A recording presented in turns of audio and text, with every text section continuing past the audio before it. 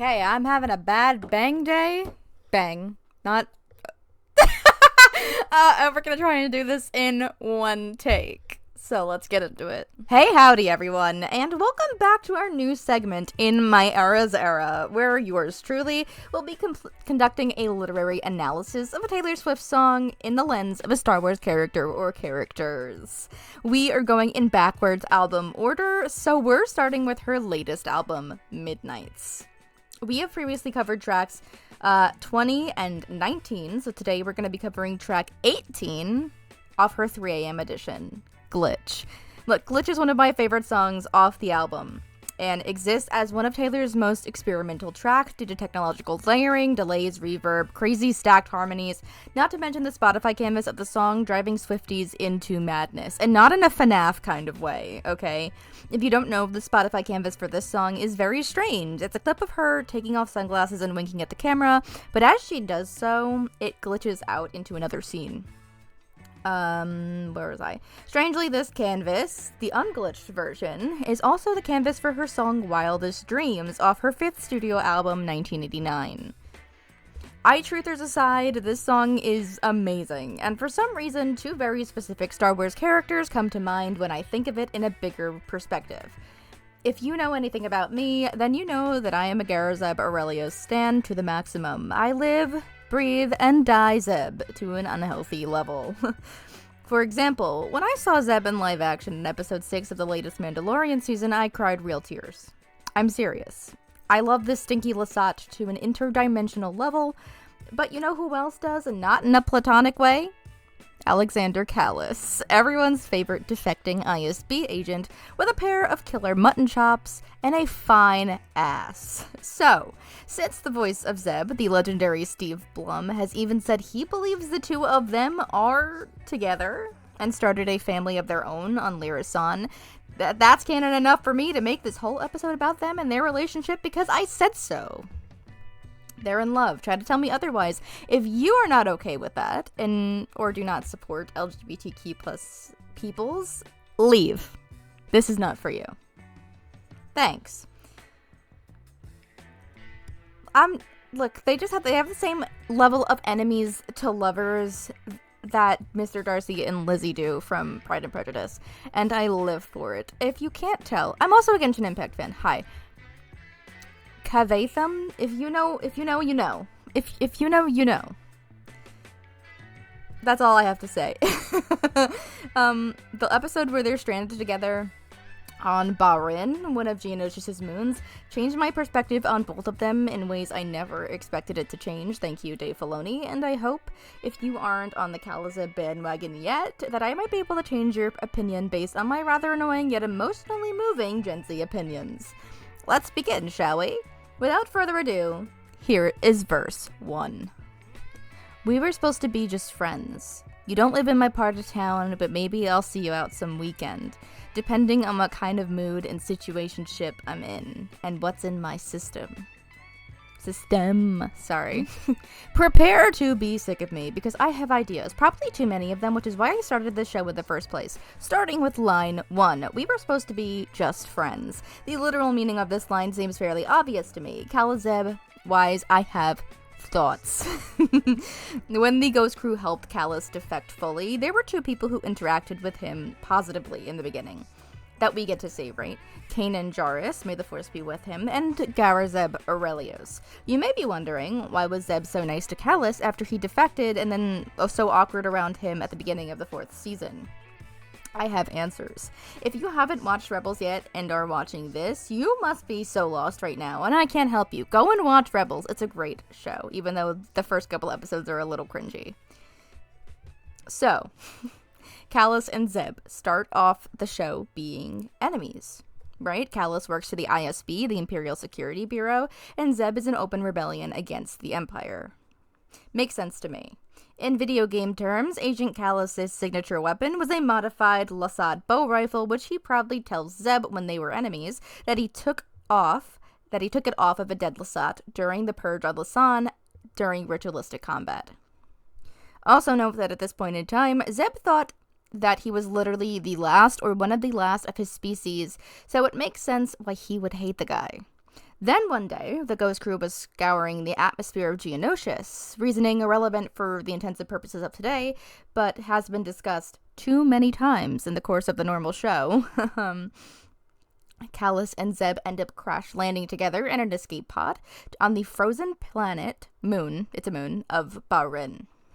Kallus was badly injured, his leg most definitely broken with a definitive risk of dying of hypothermia. Zeb could have left him alone to die. He did boast about killing his people, by the way, and he would deserve it, right? Well, it's a lot more complicated than that. Zeb takes Kallus's bow rifle and makes a temporary splint for his leg, and begins to help him reach the surface so they could radio for help from whatever ships nearby would pick it up. As they're about to give up, with only a single glowing rock to keep them warm, Kallus begins to talk. He says he questions if what the Empire is doing is right.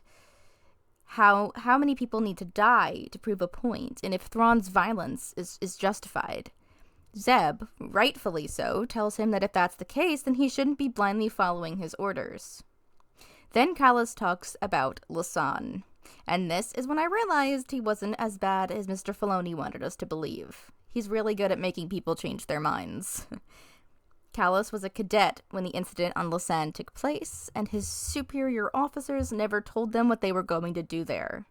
He was kept in the dark, and he didn't kill the Lasan whose bow rifle is now strapped to his leg in cold blood. He died due to his injuries, surrendering to whom he deemed a worthy opponent. Everything else Kallus had told Zeb on Lothal in their duel was just to make him angry, because above all else, Lasan ran by honor, more so than even the Mandalorians do. In that one scene, we see Zeb question everything he had ever known about the destruction of his homeworld, why he was meant to survive, and why he should take up arms. Again, even though his home fell, for how many homeworlds had the Empire taken from others? How many more homeworlds were the Empire willing to take to assert their fear, their fascism on the galaxy, and all those who live in it? In this one scene, we see Kallus give himself an answer to all of those questions that he stated at the beginning of the conversation. What the Empire is doing is wrong, that they will take as many lives as they deem necessary to fulfill the Emperor's requests, and he couldn't live with that knowledge anymore. I think it's in that moment when Kallus knew he needed to switch sides, recognizing the position of power he was in and trying to come up with a way to make his services and status work to the rebellion's favor. I think we get an almost immediate confirmation of this, as at the end of the episode, when both of them get rescued, Kallus returns to his post, to uncaring, indifferent machines, blindly following orders, in the hopes of gaining favor with the Grand Admiral or even the Emperor himself, not for protecting their fellow man. The episode ends with Kallus sitting on his bed, with nothing but the yellow rock from Barin beside him. A few episodes later, Kallus is acknowledged to be the new fulcrum following the death of Ahsoka. So yes, Zeb would be nice to him after he defects. Zeb is the reason that he defected. After so long of believing that he was a failure for not being able to keep the royal family safe, Zeb was finally proved wrong, and by a former Imperial. Kanan being the other openly nice person to Kallus, I also feel is very meaningful. Kanan at this point is physically blind, but his disability allowed him an understanding of the Force that he never could have reached beforehand. I think that Kanan is also really good at reading people's Force signatures, and just human-wise, because he tends to just be like that throughout the show. Kanan makes a physical connection with Kallus after they get out, a comforting connection, a friendly connection, because Kallus risked his life and the lives of his family if they're still alive and those around him to help the rebellion. He nearly died helping the rebellion, and Kanan honors and respects his sacrifices. I think he could also feel the guilt radiating off of him for all of the atrocities that Kallus had committed and how he really and truly wants to make things right. Now this is a headcanon, but bear with me. Kanan and Zeb are best friends. They have been ever since they met, and that's fairly common knowledge. And we know that Zeb didn't really spill the beans about what happened on Barin to the rest of the crew until, Kallus was outed, basically, as Fulcrum. After Balrin, though, Kanan could obviously tell Zeb wasn't telling everyone the whole truth, and since they were so close, I would like to believe that Zeb would tell Kanan the whole story first. Anyways, line 2, anyone. So line 2. You don't live in my part of town, but maybe I'll see you out some weekend, is also a technically straightforward line, but nothing is straightforward with my bias around, you know? I'm not going as crazy with this one as I did for the first line, I promise, though. I just had to set the scene so that you see their relationship a bit from my perspective. For Kallus and Zeb, I also don't think this is as abstract as I make it seem. They literally lived on two different sides at one point, you know, Kallus with the Empire and Zeb with the Rebels, but even afterwards, they were still on two different wavelengths. Kallus went to work with intelligence, and Zeb stayed with the Phoenix Squadron. Line 3, depending on what kind of mood and situationship I'm in, also seems kind of self-explanatory, technicality-wise, so let's Star Wars-ify it, if you will. I kind of see this song from Zeb's perspective in this given situationship, meaning that, like, in relation to his mood, it could shift the more he questions himself and his feelings. I mean that Kallus was once his enemy, and they wouldn't just become friends overnight. While one day Zeb and Kallus may get along quite well, in whatever way you want to interpret that, the next day, the gravity of the situation might settle on him, meaning he might act out angry or frustrated towards Alexander. I imagine, if you see this relationship romantically, that Zeb would feel a bit guilty when he comes to the realization he's attracted to Kallus, and whatever might come of that. Kallus might not have been aware of Lasan, but he was still involved, right? He still hurt innocent people, and even though he's trying to make up for that, I can imagine Zeb would be conflicted at that realization. Now, situationship I find intriguing for a few reasons. The speaker being in a relationship or implying that they have been in many situationships, right, would seem to imply that they have never truly settled in a relationship or never had the courage or reason to. Now, to Zebify this, I think given his history and current occupation, I doubt that he would want to put another person in physical harm's way or to potentially deal with the loss of another person that he loves, hence why he wouldn't be as willing to commit himself to a relationship. He is, though, committed to the rebellion, which is a relationship in of itself, as they are self-funded, and before Alexander was committed to the Empire, but he himself changed his situationship when he defected. Line 4, and what's in my system, I think is a bit unconnected to the situation I've given, but I think we can all tell how intoxicated a person is by alcohol or simply due to another person's affections would affect the way that they act, but that's all up for you to decide. And on that note, I think it's time for the chorus. I think there's been a glitch. 5 seconds later, I'm fastening myself to you with a stitch.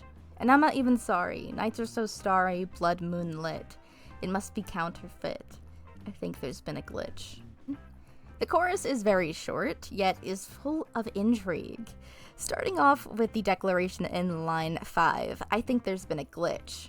Glitch has multiple meanings, all stemming from the idea of misdirection or confusion, that something went wrong or changed in a way that can't be explained, whether that's electronically or physically. The speaker is saying that something went wrong, something changed, and they can't explain it. But maybe that's not such a bad thing. For Zeb and Kallus, the idea of them becoming friends was mind-boggling enough before Alex defected, so from them to go from enemies to maybe friends to maybe even lovers at some point in time, I can understand would feel like a glitch. Line 6, 5 seconds later, I'm fastening myself to you with a stitch, insinuates the immense change from verse 1 to the chorus. They were friends who didn't see each other much, and next thing, they're fastened at the hip. As a sewist myself, stitches can be both permanent and temporary. Let me explain. When you're constructing a garment or an item, sometimes pins in your items are annoying, especially if you're working like with them under a sewing machine, or if you don't like being poked and having scars all over your hands, which is what I have. I'm just lazy. Not lazy, I'm just stubborn, right? So if you don't like the idea of being poked you put in temporary basting stitches, right? So that the fabric is being held together until you put more sturdy, permanent stitches in place. Those permanent stitches would be close together and secured at the beginning and the end so that they wouldn't come undone. Why am I boring you with sewing terminology? Here is why. This relationship being outlined that feels like a glitch could go one of two ways. It could be a permanent situation where the two were simply drawn to each other and ended up together in the end, or it could be temporary, harkening back to the situationship discussion from before. It could very well be something informal, and even though there might be a mutual attraction, maybe the speaker really isn't ready for actual commitment or is committed to someone or something else. Fastenings can come undone, and oftentimes are. Buttons are meant to be done up and taken off.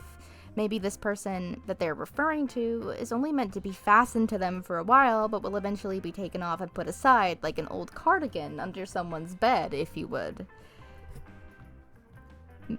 How does this relate to Kalluzeb? I don't really think that's that deep for them. They became friends, but slowly became a lot closer. Even vouching to live together after the war was over.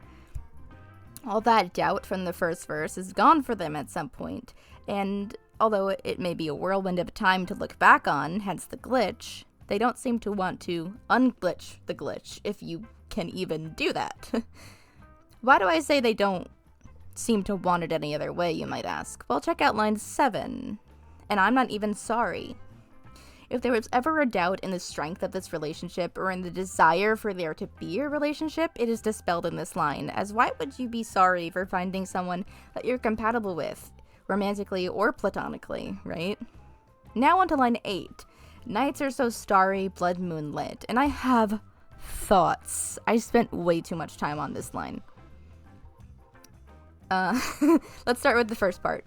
When I say nights are so starry, I'm guessing the first thing that you thought of if you took a moment to think about it was probably the painting Starry Night by Vincent van Gogh. Van Gogh. Sorry. It would be Google's too. Famously, Van Gogh painted Starry Night when he was recovering in an asylum. And no, I'm not saying that the speaker of this song has mental problems. Just think of the painting and what it looks like for a moment. All of the swirls in the sky and the bright stars. Is there a point in one's night when they might see something like that in the sky? That's right, the speaker might be drunk. Maybe this glitch is a spur of the moment kind of confession thing, or just a one-night stand with someone the speaker happens to know. Maybe it isn't as certain and sober as the previous lines seem to point us to. Or maybe I'm reading too much into it, as I tend to do. I'm a Leo. Let me do my thing. Sorry. Notification. Now on to the second half of the line, blood moonlit. I, of course, had to look up the potential literary and/or spiritual meanings associated with blood moons, and I found some interesting things. The Mesopotamian and Incan civilizations associated blood moons with death and downfall. Spooky. Specifically of a king, whilst some Native American tribes associate it with something completely different.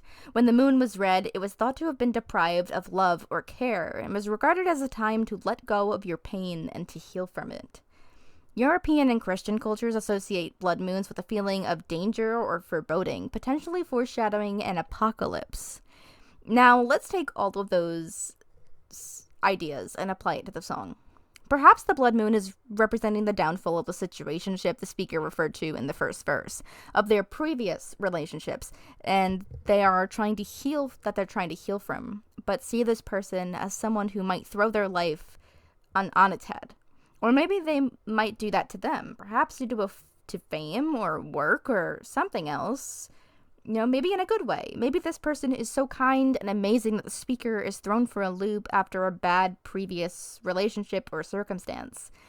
I think that explanation is also really fitting for Zeb and Kallus, as well, except the previous relationship in question was not a romantic one, right?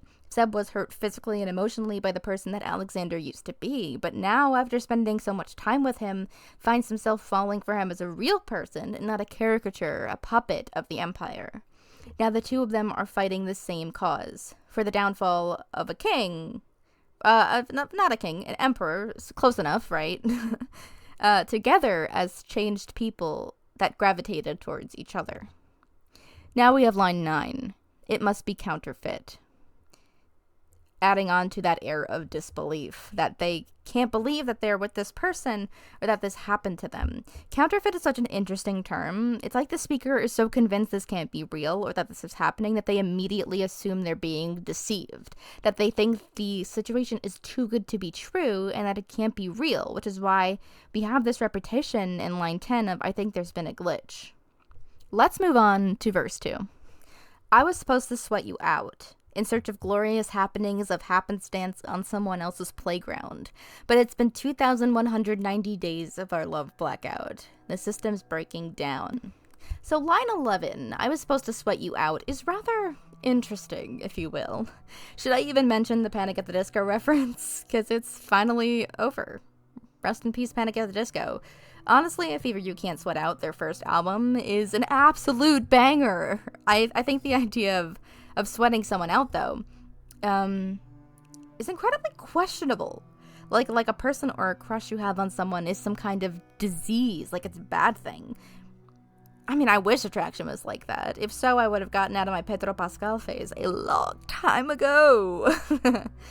Line 12 is my favorite line in this song, also because of how it's mixed. In search of glorious happenings of happenstance on someone else's playground. Searching for happenings of happenstance is such an interesting image.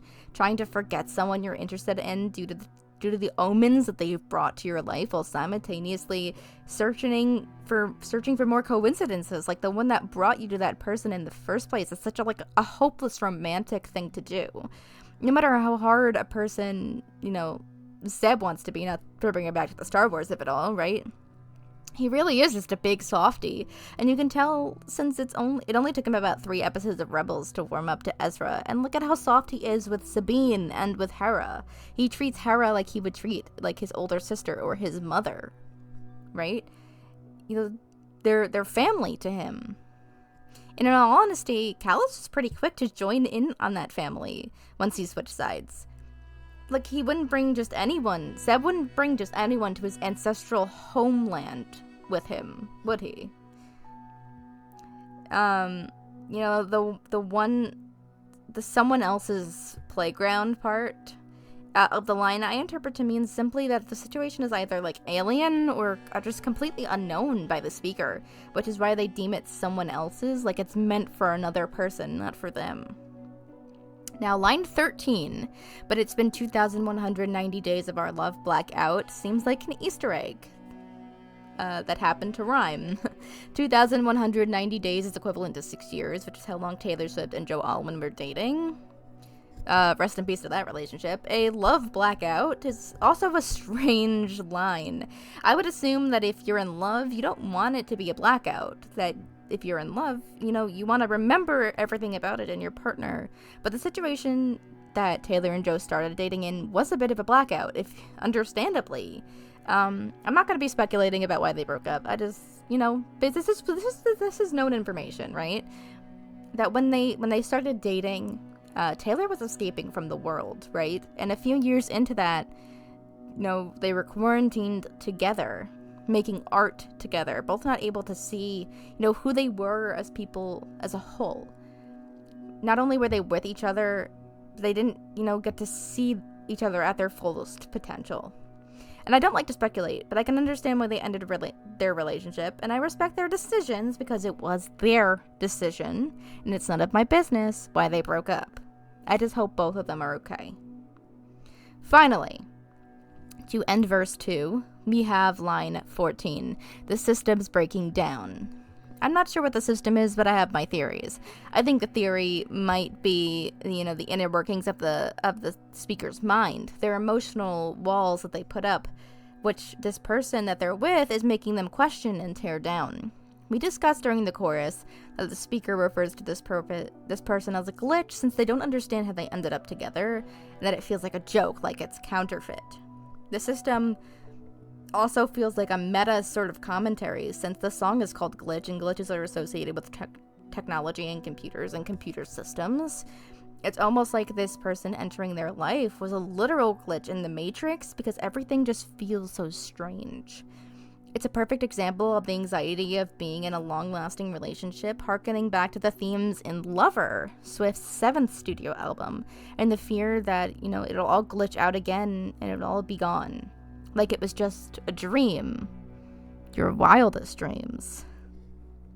For Zeb, I feel like he would go to sleep every night and expect everything to go back to the way it was before Adelon, before Bahrin. Bahrin did kind of feel like a fever dream at the time I was watching it, but that's also because we had never, before that point, actually seen an Imperial defector defect physically, right? We never understood the sheer sacrifices of mind, body, and spirit that defying the Empire and switching sides that any defector that we've seen before had to undergo. We know of a few other than Kallus, right? Technically Han Solo, Cassian Andor, General Dardana, Bodhi Rook from Rogue One, and most of Rebel intelligence that's also in that movie, even though we might not know them by name. and even though we've seen those people, we've only ever seen them on the side of good, besides Andor, who we're getting some more information into. And yes, Han Solo we've only ever seen on the side of good. See, we didn't get much of him in the Empire. It was just him when he was leaving, right? But like with Alexander Kallus, we got this whole new situation. We got to watch him commit these horrible atrocities for the Empire, and then watch him question his atrocities, and then commit similar atrocities for the rebellion. But, we watched him find his place morally, physically, and emotionally. And that is verse 2 of and the chorus here is exactly the same every time. So actually, it's time for the bridge. A brief interruption, a slight malfunction. I'd go back to wanting due to give nothing. I thought we had no chance, and that's romance. Let's dance. This is actually going to be the last verse we're covering because the outro is just a continuation of the chorus, meaning that this episode will be the shortest of the series yet. It may be small, but it is mighty. Let's get into line 21. A brief interruption, a slight malfunction, which is itself the meaning of a glitch. It's interesting that the word malfunction was used, which has a very negative connotation, almost like the speaker is still stuck on whether or not this glitch is a good or a bad thing. They seem to be insinuating that it may be causing more harm than good, or at least more confusion. Now we have line 22. Sorry, 22! I'd go back to wanting due to give nothing. Which is honestly kind of ironic that that's line 22. Fuck Jake Gyllenhaal.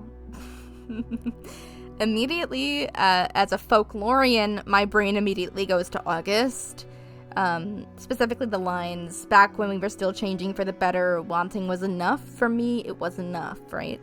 I think this song, emotionally, is very one-sided, as the views and emotions of the partner in the situation are not really recognized. It's only how the speaker is feeling and how they're reacting, maybe because of the previously mentioned situation where the speaker is too afraid to ask, thinking their emotions are counterfeit or made up. In this line, though, the speaker is just they're wanting due to give nothing, meaning that, in the past, meaning that, they may have dated or would have dated, emotionless, negligent people who are full of nothing but fake love, which reminds me of All of the Girls You Loved Before. And the lines, when I think of all the makeup, the fake love out on the town, crying in the bathroom for some dude whose name I cannot remember now, which is also a reference to All Too Well. And in reference to the speaker's previous relationships and anxieties. I mentioned before that this track is giving me all of that anxiety and fear of loneliness that Lover gave us with songs like Death by a Thousand Cuts, The Archer, The Man, Daylight, Afterglow, False God, Cruel Summer. So basically the whole album. Spare 2 songs, which is me and I Forgot That You Existed. I thought we had no chance in line 23 is a great statement of those ideas and uncertainty being addressed in the song, which I think really fits into the Kalluzeb dynamic I've outlined before, where Kallus switching sides might seem too good to be true to Zeb, who had lost everything, including his homeworld, to the group Kallus seemed so willing to volunteer for before, right? And even beyond that, when Kallus does go full rebel, imagine that fear that both of them would feel as developing a romantic relationship in a war zone. Look at what Kanan and Harrow went through. Sure, one of them can't leave the other with a biological child, but the sheer grief of losing someone you love, or might come to love, would be immense. I can understand why Mr. Filoni waited until the show was over to drop that they were living together, for the physical and world description and fear of gayness that the fandom menace, as well as, the fandom menace, quote, as well as apparently all of conservative America seems to have. I remember when Poex Finn was really popular. It's a strip that I honestly believe should have been canon, because Rose Tico felt like she was added into Finn's part of the script last minute to de-gayify the situation, when she should have just been a standalone character who happened to be friends with him, which is what LEGO had to rectify in Summer Vacation and the Holiday Special. Do you know Star Wars' reasoning for not having gay characters in their scripts? Quote, gayness doesn't sell in China. Yeah. Doesn't sell in China, and China has the biggest population of the world, but Star Wars is infamously more popular in America simply because it was created here and people are really proud of that. Finally, we have line 24. And that's romance, let's dance. The turn of phrase, and that's romance, feels like Midnight's version of So It Goes from Reputation in 1989. So It Goes was in reference to Taylor Swift's favorite book when she was a teenager, Slaughterhouse-5, by Kurt Vonnegut. Some awesome Swift talkers on TikTok, lyric.ology, have already gone over that, and I've never read the book, so I don't want to comment too much on it, but Taylor likes to take inspiration from everything. What I mean about the line being the next So It Goes is that the original phrase is used as an explanative, right? Harkening back to the song of the same name, it states, and all our pieces fall right into place, getting caught up in the moment, lipstick on your face, so it goes. I'm yours to keep, and I'm yours to lose. I'm not a bad girl, but I do bad things with you, so it goes. It's a phrase used to justify within one's own mind the commonality of a situation. So it goes. It happens all the time, which is also referenced in Sweet Nothing off of Midnight's. By saying in Glitch, and that's romance, it's almost dismissing the situation, like I've been here before, yet I haven't. I thought we had no chance, so it goes. It happens all the time. It adds onto the air of disbelief we've been discussing today in a cold and almost dismissive way at first, fading into the strange relief that maybe what they were experiencing isn't romance, or at least it's not what they thought it was in the past, hence why the line doesn't end there, but with a simple, let's dance. Finishing here feels like the speaker has stopped fighting that glitch, and is allowing what happens to happen, no longer answering, so it goes, because now this is all new to them, as we find out in the song on the first song on the album, Lavender Haze, right? All this shit is new to me. And that's everything I have for you on Glitch, and the infamous Kalluzeb connection. I hope you enjoyed your adventure this week, and if you want to continue this conversation, feel free to hit me up to continue anywhere you would like to. If you want extended extras from this episode, you can head on over to patreon.com/OneLadyKira Productions, where for only $5 a month, you can have access to every extra bit of content, including all of my scripts from the main show, all of my scripts from this show, and exclusive covers I made of all the songs that we'll be covering. Well, maybe not all of them, because some of them will be very hard to cover. Yeah, imagine me trying to do Ready For It on the piano. That's not happening. Maybe we'll get a karaoke track. Let me know if you have any questions or connections that you want to talk about, or maybe that I didn't mention. May the Force be with you all. So it goes.